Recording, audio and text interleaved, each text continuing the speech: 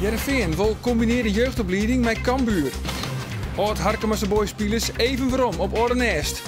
En erop of eronder voor Dirk Buitenzorg. Het is maandag 9 juli. Dit is de sport in Boppenslag.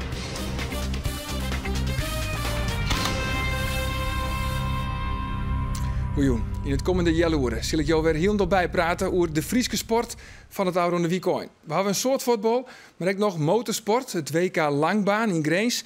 En verslagjouwer Roelof de Vries is voor u in Frankrijk en volgt de Friesen in de Tour de France. Dat dadelijk nou eerst het voetbal. Jan de Jonge, het haatopleiding bij Heerenveen, wil een geerwerkersverbond met SC Cambuur aangaan, wat de jeugd onbelangt. Heerenveen had nu al een geerwerkersverbond met Emmen en Cambuur werkt het nou geer met de jeugdopleiding van de FC Grains. Maar het zou toch volle mooie wijze om de krachten te bundelen in uw eigen provincie. Dat is efficiënter en goedkoper. Jan de Jonge is te gerren met Henk Hedder, de assistent van Marco van Basten. Maar Jan de Jonge is ook nog haat jeugdopleiding bij Heerenveen. En misschien is de jongen ook wel een idealist. Want om de vatte zwartje dat het Friese voetbaltalent hem maximaal ontwikkelen kan, denkt de jongen dat het noodzakelijk is dat Heerenveen de geerwerking ziet met Cambuur. Je kunt beter opleiden, je kunt meer spelers opleiden, je kunt je middelen beter gebruiken. Nou ja, je kunt Eigenlijk kun je te veel voorbeelden opnoemen waardoor het veel beter is om samen te werken. De infrastructuur is beter, de jongens hoeven niet zo ver te reizen, maar het is allemaal gewoon veel makkelijker te behappen. En nogmaals, ook de financiën spelen daarin een rol. Je kunt denk ik beter opleiden voor minder. Maar emoties spelen hierbij een grote rol. Nevens de jongen is het nou de kunst om de sentimenten onder kant te zetten. De combineerde jeugdopleiding zit volslijn los van de beide eerste alwetallen. Cambuur wil van Heerenveen winnen, Heerenveen wil van Cambuur winnen. Dat is hartstikke duidelijk. Dat moet blijven. Cambuur wil naar de eredivisie, is hartstikke duidelijk. Heerenveen wil zo hoog mogelijk eindigen in de eredivisie, ook dat is duidelijk. Maar dat staat los van jeugdvoetbal in mijn beleving. Nou, ik denk dat het in de huidige tijd alleen maar kan door goed met elkaar samen te werken. Beter samen te werken. Een mooi voorbeeld van hoe het net mat is Quinten Martinez. Martinez is een rochteronvaller en speelt bij Heerenveen. Maar hij wordt voor dit seizoen verhierd aan Sparta. En dat wielst Cambuur nog een rappe rochteronvaller zieket. En Martinez is echt nog eens een keer binnen in Ljouwert. Bij Cambuur staan ze positief tegenover het plan van Jan de Jonge. Al benadrukt directeur Gerard van der Belt nog eens het belang dat beide clubs haar een eigen identiteit horen matten. De directeur van Sportclub Cambuur had zijn eigen gedachten over een Friese voetbalopleiding. Ik vind zeker niet dat het zo'n moderne regionale jeugdopleiding moet worden van Heerenveen en Cambuur. Dat zie ik niet zitten. Maar ik denk wel een verregaande samenwerking met heel voetballend Friesland. Misschien dat de provincie daar ook een bijdrage in kan leveren. Dan denk ik dat je met de expertise en de financiële middelen heel veel efficiënter kunt inzetten. Cambuur-trainer Henk de Jong gaat nog een stap verder. Hij juicht het initiatief van de Friese voetbalsqualiteit. Sterker nog, Henk de Jong vindt het de redding van het Friese jeugdvoetbal. Toen ik bij Heracles allemaal assistent weer van Frits Korbach, toen werd het ondenkbaar dat ze samen zoen met FC Twente op het gebied van jeugd. Die had Toek die en die had Ben Vos samen, die had in Hengelo die ertussenin, dus het zo in Grauw of zo matten. Maar het is dus zo dat Heracles, zowel het eerste als het tweede, winnen gewoon 2 keer van FC Twente het eerste en het tweede. En die spelen allebei de Eredivisie. En toen ik er weer, dan winnen ze onder in de Eerste Divisie. Als je jeugdspelers op kunt leiden voor zowel Heerenveen als voor Cambuur, is het goed voor het voetbal in het noorden, het Friese voetbal. En mochten ze het eerste helft van Heerenveen dan wel Cambuur niet halen en ze stromen door naar de amateurs in Friesland, heeft dat natuurlijk ook positieve consequenties. Ja, want eigenlijk is een geerwerking van Cambuur met Grains en Heerenveen dus met Emmen is eigenlijk een zwaktebod. Ja, maar die dingen zijn ooit in het verleden ontstaan en soms kunnen dingen ook wel weer veranderd worden in de toekomst.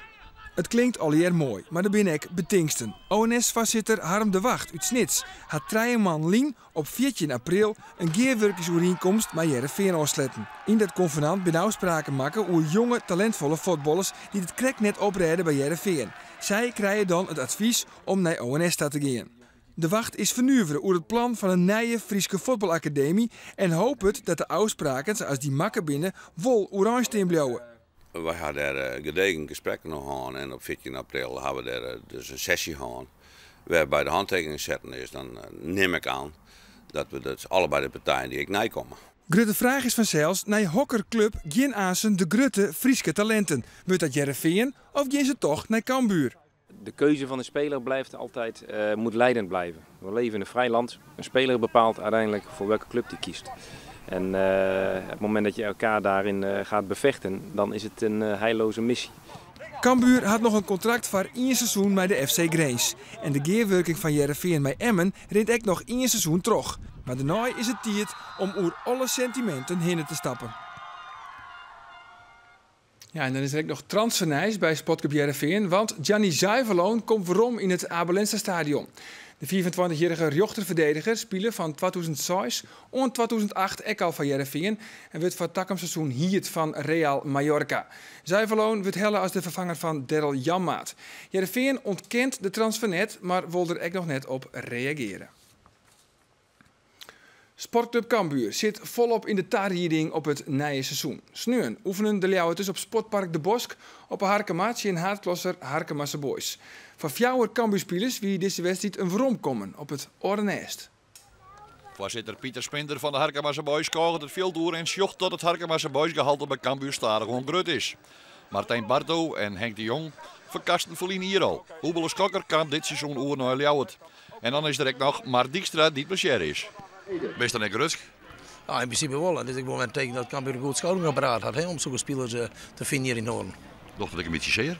Nee, die jongens die worden zo mogelijk voetballen, die ambities. En het is wel mooi voor u dat die jongens daarheen gaan. Het is wel jammer voor u, maar nee, zeer dat het niet.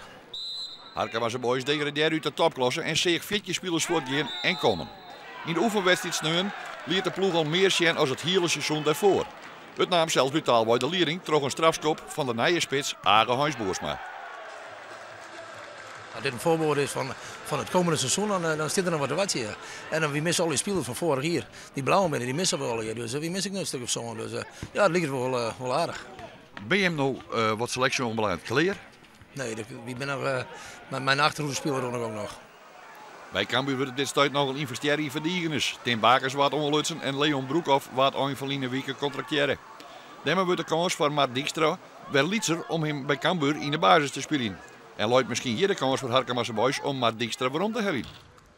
Ja, nou ja, ik bedoel, ik heb nog een contract voor dit jaar en ik ga er gewoon alles aan doen om zoveel mogelijk weer te spelen. En ja, we zullen zien wat Schipstrand. En vorig jaar ook heb je gezien dat er heel veel blessures bij zijn gekomen en door de loop van het seizoen ook. Dus ja, gewoon zorgen dat je fit blijft en ja, deze voorbereiding is daar goed voor.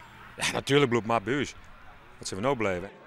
Oebele Skokker kwam nu en ik waarom op het Ornest en waar de speaker onkundig als de Maradona van de Waarden. Voor hem is de oergang van het amateurniveau naar de profs een grote stap qua trainingsintensiviteit. Het is het dubbele sowieso. En ja, daar moet je verstandig mee omgaan. En ik moet zeggen, ja, de communicatie met de technische staf en de medische staf, dat gaat prima. En ja, we bouwen dat gewoon heel rustig op. Het is van Oebele Skokker natuurlijk een hele grote oergang, hè? Ja, maar dat is zo natuurlijk. We hebben nu een heel ploegje. We hebben Kei en de Kei traint iedere dag 2,5 uur. Nou, dat is in de wedstrijd weer om. Maar dat had Oeblik en we moeten goed op Oebele passen. Het kwikke, het snelle, dat is er net. Maar dat komt wel. Jouw door een paas en goal komt. Martijn Bartel maakt de oerstap van de Boys naar Cambuur en hier jeder. En hij is wies met de komst van Oebele Skokker. Bij de Harkemasse Boys wie het een productief duo. Nee, dat is ook hartstikke leuk. Oepie heeft het hier natuurlijk fantastisch gedaan. En ja, ik denk dat het terecht is dat hij het nu bij Cambuur mag proberen. En tot nu toe doet hij het heel goed. Dus ik hoop dat hij fit blijft en ja, ik wens hem alle succes, dat weet hij. Ja, maar het wie een leuk duootje, Barto Schokker vroeger. Zou dat nog wegkennen? Ja, dat is afwachten. We moeten eerst alle twee onze basisplaats veroveren. En ja, dan kijken wat voor mooie dingen er kunnen gaan gebeuren. Nee, ik moet zeggen op trainings en nou ja, ik is de tweede helft en hier wikkelen we bepaalde momenten en dan zie ik het wel heel snel. En ja, als we er beide verzwagen kennen om sowieso in de baas te komen, dan kunnen we misschien bij Cambuur wel hele mooie dingen doen. Was zowel Oebele Skokker als Barto zullen knakken om in de basis te komen. En het ideale duo werd te vormen. Cambuur is nog heel dit net wist hoe de selectie er definitief uitzien zal. Wel Drosten creëert ontjoemd aan de tijd om een VVV rond te komen. Voor mij persoonlijk is het wel, ja, laten we zeggen rond, want ik wil graag Eredivisie spelen. Maar ja, ik wacht gewoon rustig af. Ik zit hier heel goed. Ik voetbal lekker. Vorig seizoen echt naar mijn zin gehad. En het team dit jaar is ook weer ja, fijn. En ja, ervaring erbij weer alsnog. Dus ja, ik vind het heel prettig hier. Dus voor mij maakt het niet zoveel uit. Het is alleen, ja, Eredivisie is wel mijn doel altijd. Cambuur contracteerde verleden week in Jongen Tim Bakers. Ook nog centraal verdediger Leon Broekhoff, die bij Rode JC net ons speelingtak kwam en zijn contract inleverde. Ja, een moeilijk seizoen gehad bij Roda. En, nou ja, op zich had ik nog wel vertrouwen in dat het de volgende seizoen beter zou gaan. Alleen ja, snel werd duidelijk dat er nog wat spelers bij zouden komen en dat het gewoon weer moeilijk zou worden. Ja, dan moet je gewoon voor jezelf kiezen. En Cambuur die was al vrij concreet meteen, dus nou ja, dat sprak me heel goed aan. Cambuur won mooi 4-1 van de Harkemaanse Boys. De mooiste goal wie de 3-1 van Mohamed El Makrini.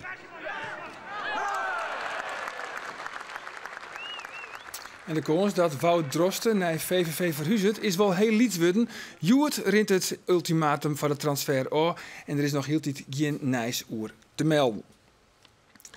De fietsers in de Tour de France binnen een dikke week onderwijs. En voor de Nederlanders en de Friezen valt het ontnota een beetje aan. Aansprekende resultaten blijven uit. Maar wat net is, dat kan vanzelfs nog komen. En staat denken de Friezen in koers er in elk geval ook oor. Maar de moraal van Liewe Westra en Pieter Wening zit er dan ook wel goed. En dat geldt ook voor uw speciale verslagjouwer in Frankrijk. Elke morgen worden we wekker hier dicht bij onze camper. En meestentijd sliepen we dan bij een hotel. Meestal van een van de Friese hutfietsers, een van de Friese deelnemers. Zoals in dit geval bij Gleeks van Liewe Westra, want de kansellijbus, ja, die zit hier gewoon op je parkeerterrein. Maar er ben meer, want de bus van de Italiaan, de Lamperenbus, die zit hier dichtbij. En dit is dan zo'n beetje uw territorium. Elke dag hebben we radio-interviews en die monteren we dan hier op de laptop en die versturen we rond naar Nederland. Hier schreef ik mijn blog en voor zelfs een paar keer in de weken maak je reportages van bobslag of van Joert. En onderwijs komen we vanzelfs de fraaiste plaatsjes in. Zoals deze pittige berg hier. Larre Doet, een van de bergen uit de klassieker Luik-Bastenaken-Luik. Zelfs de Rind is het al zwier om deze berg te beklimmen. Ze gaan hier Tour de France, krijgt omheen hè. En zo groot gelijk. En zo nou en dan komen we Friesens in. Zoals de vriend van Pieter Wening, die het een weekend meereizigen hier met de Tour. Tour beleven, feest vieren, wat Willemeitje en die man en Pieter en Leeuwen wat doormoedigen. Wij Friesen binnen vanzelfs van de Friese hutfietsers. Maar kennen de Boetelanders Westra en Wening ook? Oui, je connais Westra. C'est bon? Oui, c'est bon, c'est bon. De vierde Vlaamse leeuw. Ja, sorry dat ik u onderbreek, maar wij komen eigenlijk voor Pieter Wening en Liewe Westra hoor. Ah ja. Ja, dat zijn natuurlijk wel betere mannen ook. Hè. Met een beetje geluk hebben die wel eens de top 3 op de berg. Maar langs de andere kant rekenen we toch meer op de betere, zoals Gilbert natuurlijk. Hè. De beteren, zegt u? Een betere, de Gilbert. Hè. Als de finish dien is, moeten de hutfietsers weer 6 kilometer dalen de berg af en treffen we correct voordat ze naar de bussen gaan. Eerst Pieter Wening en ik al gauw Liewe Westra. Liewe! Westra! Het bril. Westra, Liewe Westra, wie zingt? En wie komt? Komt de Noord. We go all the way. Het beest is los. Jouw dit nou moraal? Ja, dat is toch mooi hè? Ja, schitterend. Dat was wel maar mij. Ja, tuurlijk, super. Ja, geweldig. Motorsport dan, in de strijd. Om het WK Langbaan draaien Theo Pijper en Jannik de Jong in de top 10 mooi. Het kampioenschap gaat door 6 wedstrijden, waarvan er intussen al 2 vrienden binnen. Na de races in Noorwegen en Finland kwamen de coureurs dit weekend naar Grains. Theo Pijper is goed op dreef bij het wereldkampioenschap Langbaan. Hij zit op het derde plak in de tussenstand en docht dus mooi om de prijzen. Jannik de Jong had het dreger, hij zit op het 8e plak en had dus in Grains wat goed te matchen. De wedstrijd begint met 4 series. Daarin moeten de deelnemers haar een beziekje te kwalificeren voor de hele finale. Wij komen erin bij de 3e serie. Pijper is goed uit aanzet met een 1e en een 2e plak. De Jong waard 2 keer 4e en had dus een goede klassering nodig om in de hele finale te komen. En hij docht het geweldig. De Jong neemt de leading en had een aardige vastsprong op de concurrentie. Op het rechte eind rennen de snelheden op tegen 180 in het uur. De Jong glied het mooi door de bocht. Maar dan liet zijn motor hem in de steek. Hij krijgt malheur en baalt als een stekker. Zo goed rijden en dan materiaalpech. Het is frustrerend en de Jong kan de hele finale wel vieren. Een hele lullige uitval op kop lezend. In die tweede serie. Snaren kapot. Ja, en dan ben je 4 punten die je dan de jiskamer in, letterlijk en figuurlijk. En ja, ik die laatste hier winnen moeten en dan hier nog maar een roem in de semis zitten, maar dat lukt er gewoon niet. En dan is het daar fut.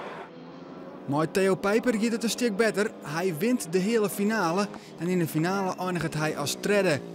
In het klassement klimt Pijper naar het tweede plak en de vrouwtitel jet dus de mogelijkheden.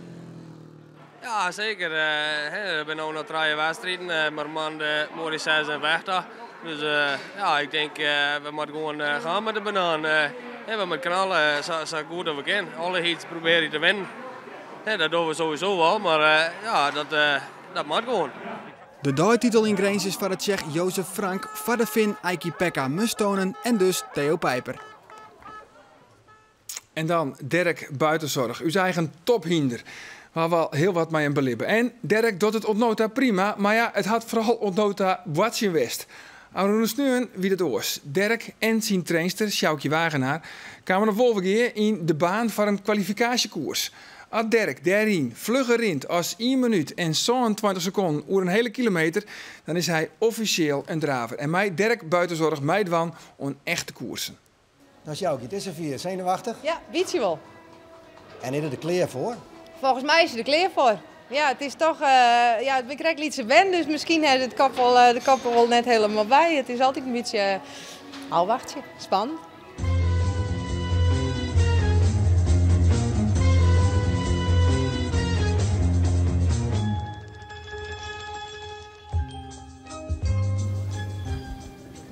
Wagenaar. Jongens, eigenaren. Had het vanaf het begin bijwijst, hè? Ja. Spannend, hè? Ja, er is er niks om luchtje als je het net doet, maar hij kent wel. Hoeveel aardigheid had je nou om? Dat had zelf ook kinderen. Oh, dat is prachtig. Ik voel me spanning van dit ding als van mijn eigen. Ja, dat is weer. Dat is nou, familie die nog nooit op een koers geweest heeft en ze draven om je heen en het is altijd een feest. Ik heb nog nooit zoveel meegemaakt bij een kwalificatie zoals het nou. Ja, zo is het. Hartstikke mooi. Ik heb natuurlijk alles met Dirk goed gevolgd en het is wel een belangrijke dag.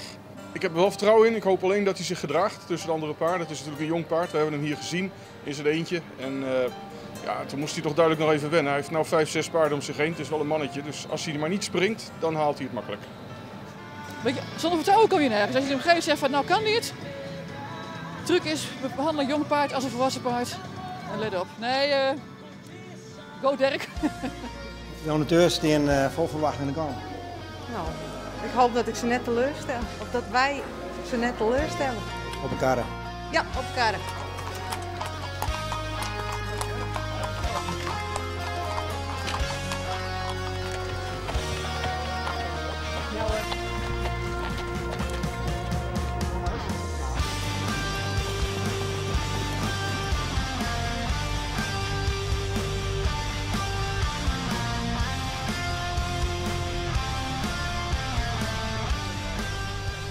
Van start de oude even achter de auto, even lette die net op en hij rond wat naar boeten en toen corrigeerde ik hem en toen maakte hij een foutje. Ja, dan lees je een hele lijn achter en ze starten natuurlijk gewoon met de tijd als ze met de auto tot het startpunt komen. Dus dan krijg ik een tijd van 29. Terwijl als je dan zijn eigen startpunt broeken natuurlijk wat later, ja dan gaat hij wel uit genoeg, maar ja, daar heeft niks aan.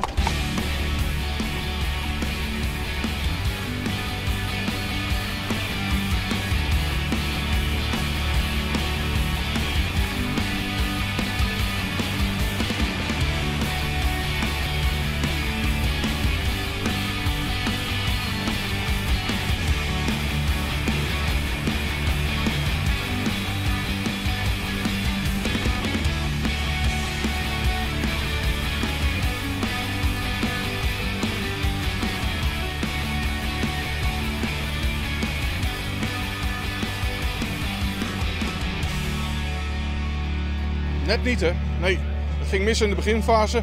Je kon zien, hij keek even om zich heen en hij denkt bij zichzelf, wat is dit allemaal? En dan gaat hij op de plek bijna galopperen. En daar verlies je zo verschrikkelijk veel meters en tijd mee. Want hij loopt wel een stukje hard hoor. Hij loopt er aan de overkant even naartoe. Laatste bocht gaat hij nog even goed door. Maar je kan je niet meer inhalen. Nou, net hellen. Net hellen, hè? Net hellen. Ziet er wel in. Maar hij green giet, klerenbare green giet en liet het bed los. En ja, dan zit je er een heel eind achter. Hè. Ik vond hem heel netjes green verder. Ja. Nou ja, ik denk, ken krijg net. Nou ja, het is een goede les geweest. Het verder geen fout maken, alleen ja, op je auto. Hè. Dat is even... De snelheid heeft hij. Dit was gewoon onervarenheid. Je praat over een 2-jarige, je moet nog beginnen. Ik heb jongens, volgende keer is raak. Hoe gaan we nog verder? Ik weet niet wat de trainer wil, dat moet de trainer zelf bepalen. Maar je kan in Wolvenga 2 maanden niet terecht. En het is natuurlijk het leukste als je hier kwalificeert. Dus ze kan die 2 maanden gebruiken om alles te doen wat ze wil. Ze kan doortrainen, ze kan hem ook castreren in die 2 maanden en daarna weer kwalificeren. Maar je hebt 2 maanden de tijd in principe en daarna begint het pas. Maar in september de wedstrijd trainen, dat zit er net in? Dat zit er wel in. Als hij in september kwalificeert, kan hij gelijk lopen. Nou ja, we moeten gewoon terug trainen en een keer weer proberen. Het was Jan dat net nezel is, maar nou ja, we moeten een weekend wat weer. Zo. Ik vreet wel gewoon naar die oude, hè? Dat mij moet wel terug in. Maar dit komt wel aan als een mokerslag en de sportredactie tikt nooit over eventuele consequenties. Maar de jouwer bedoelt Roel Wagenaar trouwens stak om vreed, want dan is Dirk Buitenzorg te zien op de sweeperdooi op een jouwer. En van donateurs staan dan ook nog een paar aardige verrassings op het programma. En het zag je de sport op deze manje. Nou, dadelijk keer we zien naar het Frieskenijs in Joert. Nog een hele gezellige jong. Dag.